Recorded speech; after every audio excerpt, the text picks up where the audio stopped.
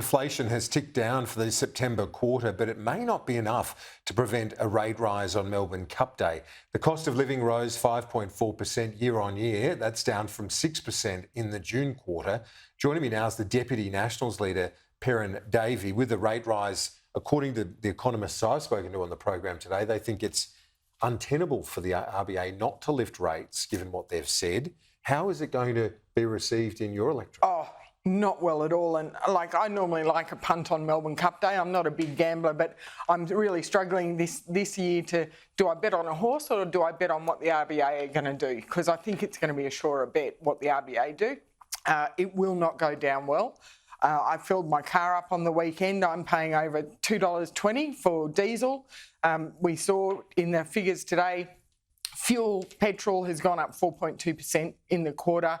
Power prices have gone up again. You know, this is the government that promised us a reduction in the cost of living and a reduction in power prices by $275, and we're just not seeing it.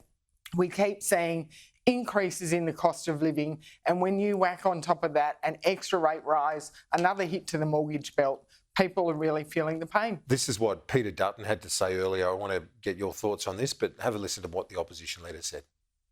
Instead of being obsessed by the voice, as the Prime Minister's been over the course of the last 17 or 18 months, Richard Marles and others have been completely and utterly distracted by the voice. I think all of them, frankly, have been so obsessed with the voice. The opposition leader there saying the government's been distracted by the voice. It appears that the coalition's research is showing that people are saying the government was not focused, didn't have its eye on the ball. Is that a fair assessment? It is absolutely a fair assessment, and it's not just, you know, as a result of what happened in the Voice referendum. In the 18 months that we've had in the lead-up, we have heard so much about the vibe, about the hands of friendship, and we've heard very little about what this government is doing to increase productivity and to relieve pressure on interest rates to ensure that the cost of living starts to go down. We haven't seen their plan B. We don't know what's next on the agenda. We're now seeing, you know, IR reforms coming up, which will hamper productivity. We're seeing changes to the Pacific Labour Mobility Scheme, which will also hamper agricultural productivity.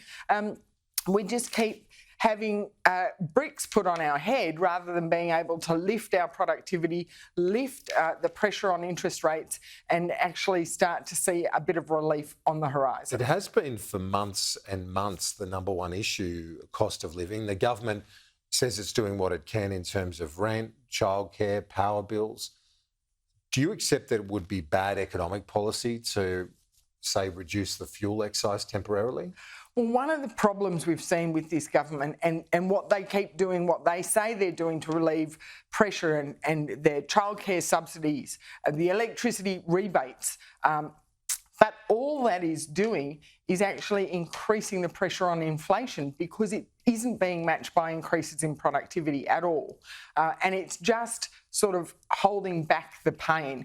The power rebates, the energy rebates, we've seen they have reduced the rate of power price rises, but they haven't stopped power prices rising. They haven't stopped the pain in people's hip pockets, and that's where, you know, people need to focus. And as you say, we've heard about it for months and months. The polling has been showing the cost of living was number one on people's agenda, but all the government was talking about was the voice. The Treasurer says that inflation's not being driven by the lowest paid getting a pay rise. That's his argument in terms of the IR changes. Is that a potent argument?